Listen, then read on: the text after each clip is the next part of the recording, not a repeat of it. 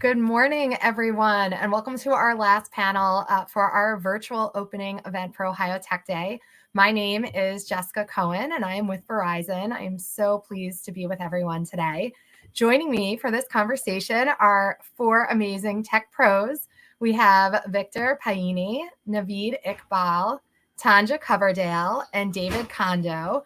And each of us, I think, have very unique and different pathways to where we are now and very different roles in tech.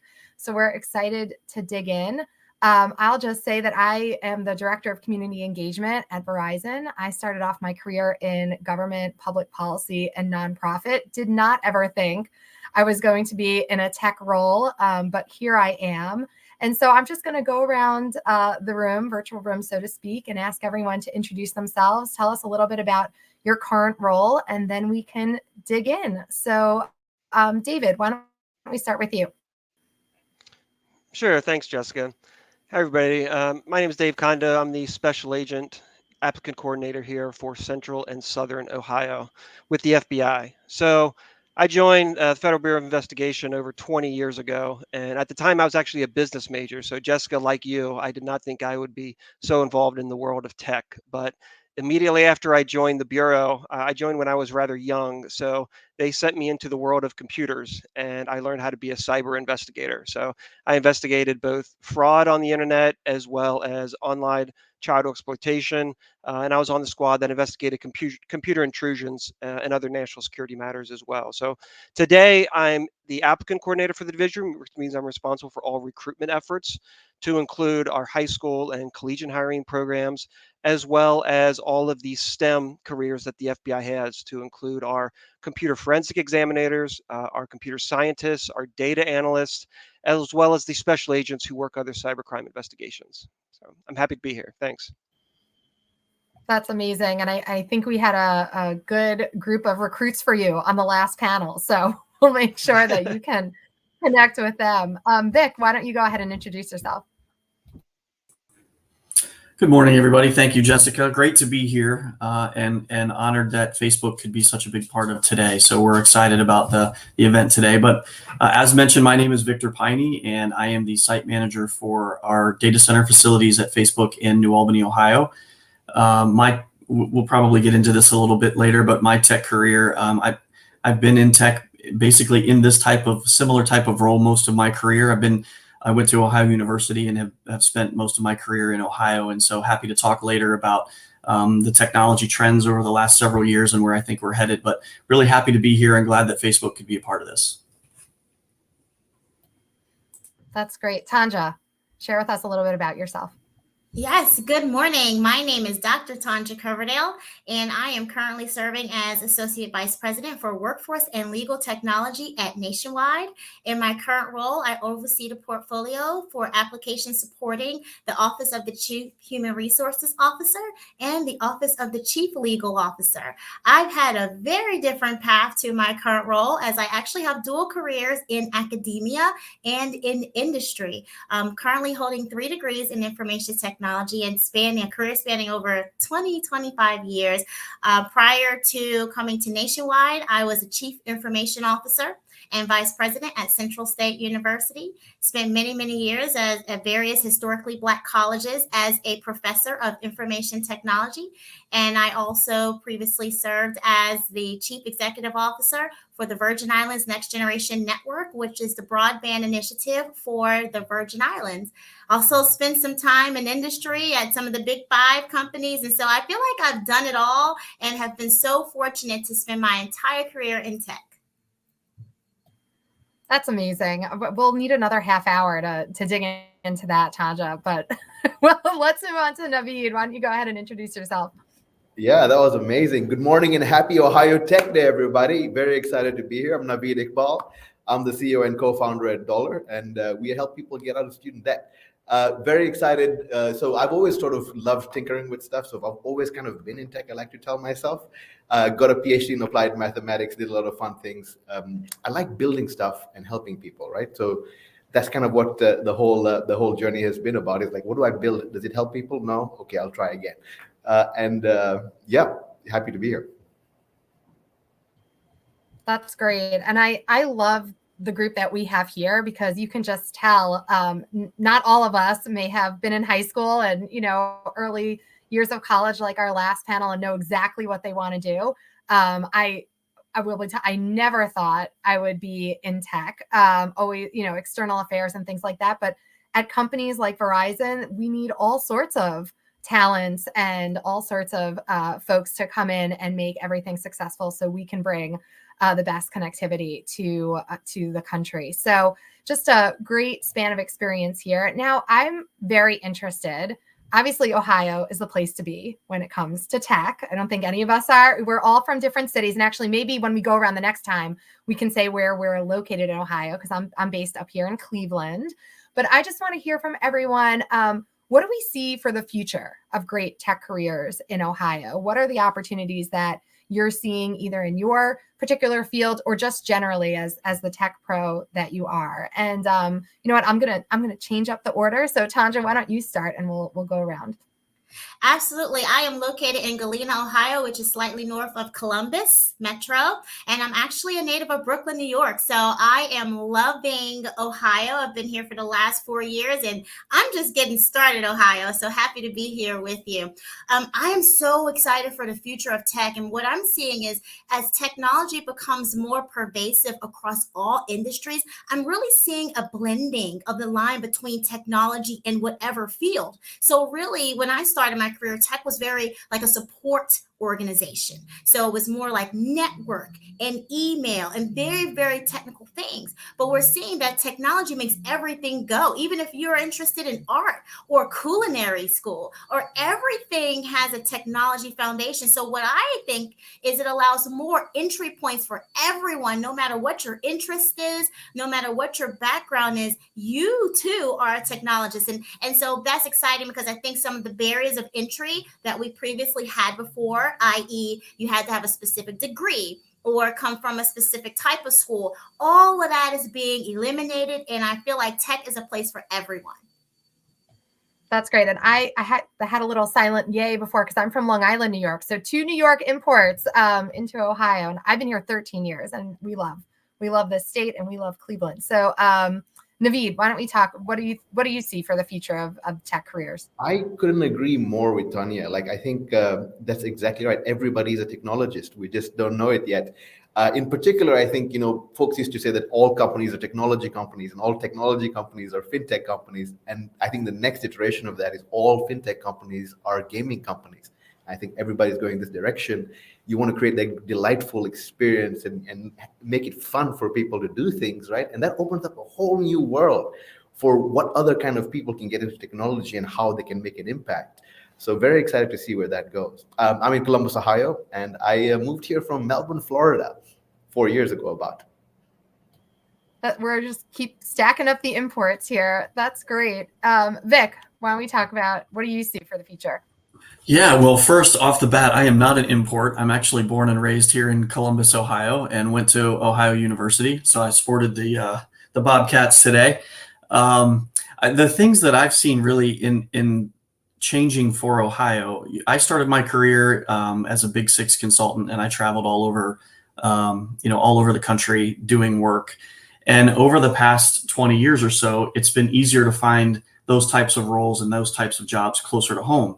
And so fast forward to today, I didn't think that I would ever be able to work for a Silicon Valley company and stay in Columbus, Ohio. I thought I would have to move somewhere to be able to do that. And if you drive around 270, you can see things like data centers all over the place in Central Ohio. So that's a really interesting evolution. And then there's a lot of support roles that come along with those types of facilities. And then beyond that, I think what we've been through this last 18 months has really shown that you can be just about anywhere and make an impact. And so, Facebook and other companies are looking at how does remote work long-term play into their strategy, the staffing strategy. And I think, Columbus and Ohio in general is going to benefit from that because we've got a lot of great talent here, a lot of great university talent that's ready to join the workforce that in the past may have left Ohio to go find that great job, and now they may be able to do that work remotely. So I think the upside for Ohio over the coming years is really exciting, and seeing more and more companies like Google and Amazon and Facebook and others coming to the state is a sign of what I think is to come. Yeah, absolutely. I think people, when we talk about Verizon here in Ohio, people are surprised to know that we have over 2,300 employees in the state, and we invest over $500 million in our wireless network here. And that requires folks like network engineers and network operations. And so I think once you dig into all of our companies, you see that there's such a need for a diverse range of careers and so many opportunities for folks to stay in Ohio. David, talk about the FBI in Ohio. That's exciting. Sure. So yes, I am also an Ohio native. I was born and raised in Cincinnati, went to Miami University and Oxford, and then traveled the country as part of the Bureau career, working in Maryland and Washington, D.C., and then Arizona, and then actually in Alaska before I got back to Ohio after 17 years in the Bureau. But yes, everywhere I've gone, actually, I've seen that a background in tech is going to serve you very well no matter what field you go into. Even with the special agents that we're hiring nowadays, we are training them in basic cyber knowledge, because whether you're investigating terrorism or drugs or organized crime or fraud, there is a tech element to all sorts of crime nowadays. And that goes for the cybersecurity world in general. We are protecting a lot of different assets in our critical infrastructure that all citizens can appreciate. Our banks, our healthcare, our water, our electrical power, everything revolves around tech now. So having that expertise means that you'll have a competitive advantage when you get into the marketplace. But also from a jobs perspective, we've just seen the need for cybersecurity in general grow exponentially over the past decade. Yeah, and it's a great segue, David, because I think, some of us on this panel are parents, so we're seeing kids be more savvy with tech than we were, even, the millennials that kind of grew up in both the analog and the digital world. And so I would love to hear from everyone, as a parent, what are you seeing, or in your industry, what are you seeing with emerging technologies? Certainly Verizon, we're always about 5G. And I know my kids they get more frustrated than I do when their tablet has lag, or, their video is not working, and so that's what 5G at the very minimum will fix that. But why don't we start with Vic? Why don't you talk about what do you see for changing technologies? And then also, if you're a parent, what do you see at home as kids grow into technology? I am a parent. I have a 8th grader and a 7th grader. And it's amazing to me when I think about how old I was, and everybody on the stream is probably going to laugh. Like when I learned how to type, I was probably a senior in high school when I learned how to type. And my kids are building presentations, for middle school that I could present at work. It's moved way down into the point where they had tablets and keyboards and were very comfortable with tech at a very young age. And I think some of that is because I'm into technology too. And so, we've introduced it to them at an early age. But the connectedness, you mentioned, 5G, for example, the need to be connected for lots of different things. I didn't think, as a parent, that I would give my, middle schooler a smartphone, but they have to be connected. We have to be able to reach each other, and if there's something happening or an emergency or they need picked up or whatever those things are. And then that has opened up a whole new world to them of things that they research and are interested in. And our conversations are really interesting about things that they see. And, my son's really into cars. And so he'll find some video that he wants me to see about, and it's just I didn't send YouTube videos to my dad when I was 12. And that's what my son does with me, which is just interesting. I think from a future perspective, social media is obviously going to continue to be a big part of that. And I'm proud of the things that Facebook is doing to keep children safe online and introduce them into safe ways to engaging with each other online. And I think that platform, as we look at things like the metaverse that's been announced a month or so ago, with kind of that virtual environment with Oculus goggle based environment, sort of like the movie Ready Player One. That's an exciting future for us, and something that I think our kids and grandkids are really going to enjoy. And it's exciting to be a part of building it. Yeah, I think of things I never imagined. My parents always told me to go ask Alexa. She'll tell you. I don't know the answer. Tanja, what are your thoughts? Yeah, so Vic, I think I have you beat. I did not use my first computer until I was 18 years old and a junior in college. So, yeah, I still tell everybody if I can be a technologist, then you can totally be that or anything you ever want to be. But yes, I am a mom of an 11th grader and an 8th grader. And two things. Firstly, I see that technology is more consumable. And what I mean by that, it feels like when we all first got started in tech, it was only for work or specific tasks. But now you really have tech entry points for every little thing, and it seems to be more niche. So more so there's an app for this specific thing and that specific thing. And so I really like the fact that it's made technology accessible because people can insert themselves in the tech economy where they feel comfortable and with what interests them. And the second thing I'm seeing, I think that we are setting the table for our future in terms of diverse ways of working, right? Or disparate ways of working. So working remotely has been a new thing to many of us in our generation, but our children use technology and have best friends that they've never even met through Snapchat and Facebook and Twitter and Instagram. So they have already removed themselves from the need to connect with people face to face and have deep and meaningful relationships. So I think everything that we're doing now to really create those workforce structures that support workplace variation and being remote, I think they're ready to take the reins. I could not agree more. David, what are you seeing? What emerging technologies and how will kids be using those in the future? Well, we're seeing the more emerging technologies that come out, the more ways there are for us to gather evidence. So that's not what most tech people think about. But it used to be, when somebody committed a crime, you would just go after the desktop computer in one room in their house. And now that's no longer the case. You're talking about their laptop, you're talking about their tablet, you're talking about their car, their phone, their Fitbit. Everything is potential. And the opportunities for mistakes that young kids may make to be immortalized in cyberspace or wherever. When we grew up, we could make mistakes and, people would usually forget about them. But now kids have to be more and more careful about what they put online and what parents have their kids put online because, there goes my light. About what can come back for them for future employers that they may approach after college. The other trend that we're seeing is that in the tech world, a lot of times there is such a rush to get the product to market. Whether that's an app, whether that's an actual device, or what have you. Security is not normally the first consideration when given to developing a product. Some companies more than others.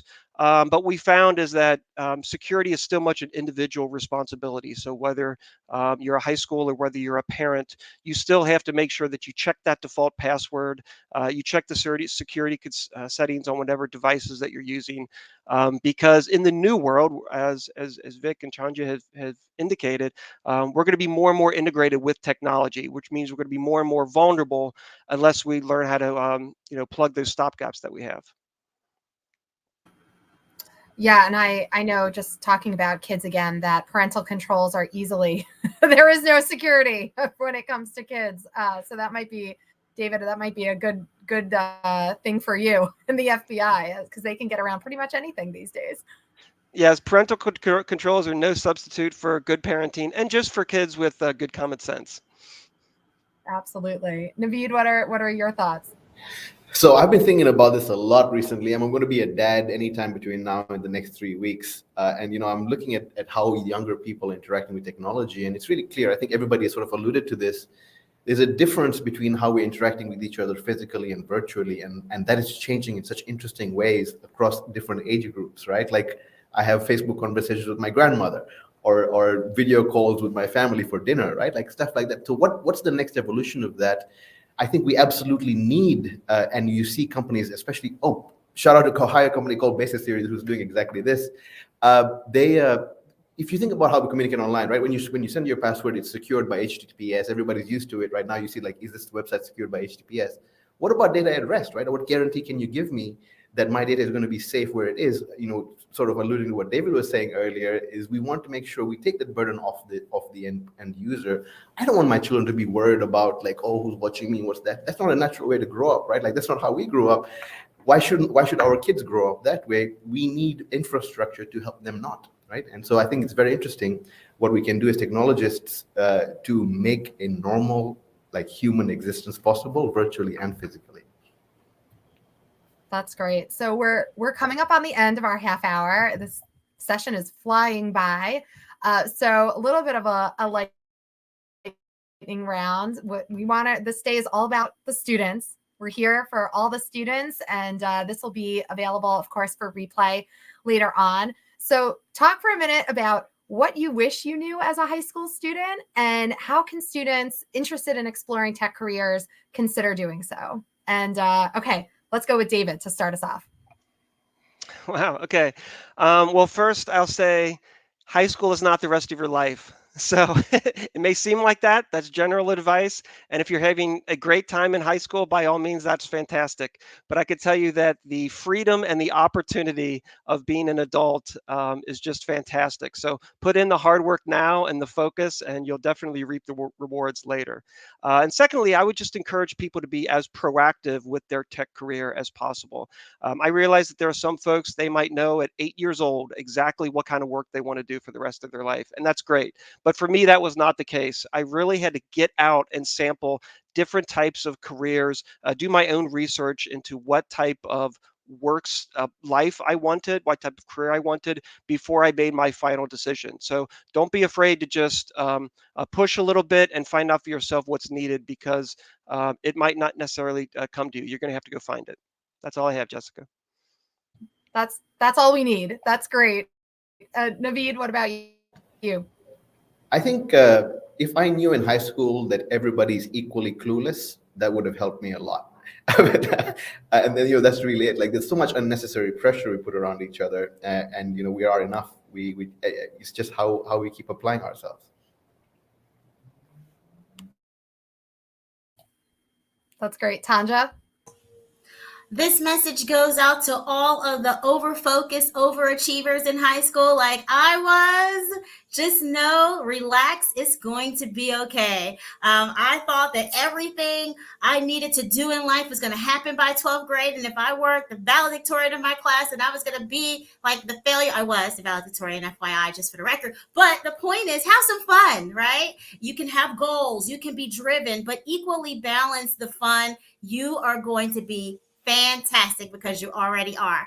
And about tech, learn all the technology you can. I didn't learn it until I was in college. I was a math major, and then I changed over to technology. But learn it, and learn it at your pace and in your space. I guarantee you there's some tech for you. I couldn't agree more, Tanja. And I just remember back, I think my first cell phone was one of those little Nokia, the little bricks as opposed to the big bricks. And and I just remember I was so focused on public policy and government, and I wanted to work in Congress and, do all those exciting things. And I didn't even think that companies like Verizon have a whole public policy division, a whole organization. And so, and sometimes there's no one there to tell you that. And so that's why we have events like these to kind of share that this world of tech is so broad that no matter what your interests are, you can really find something that works for you. Vic, your last word on this question, advice for high school students and tech careers. Yeah, just a couple quick things. First, I would say it may not feel like it when you're in high school, but high school is a safe place. And I would encourage high schoolers to take risks and get out of your comfort zone, because as David mentioned, I think a couple of have mentioned, it's a small piece of your lifelong journey, and it's a great place to take risks that won't cost you much, right? If you take a risk later that doesn't pan out, it could cost you financially or something. In high school, it doesn't. So take a risk. I would also focus on, and this sort of ties together, on soft skills. Being a wonderful technologist can take you so far, but I think developing soft skills is a big piece of being a strong technologist. And so if you tie those two together, and you have an opportunity to present to a class and you're not comfortable doing it, do it. Raise your hand. Be the one to take that risk and try something new and build these skills while you're in high school and college so that you can put them to work after you graduate. Yeah, be bold and courageous like our last panel of students, they were all amazing. Okay, quick lightning round.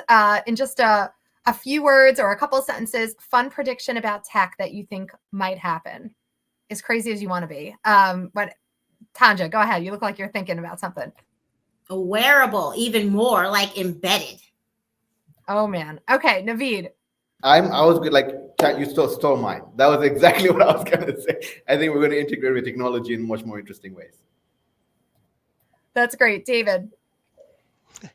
No matter how technical you get, be sure to develop your interpersonal skills. What we've seen in successful careers in tech is not only people who know the knowledge, but can work as a team. So do that as well.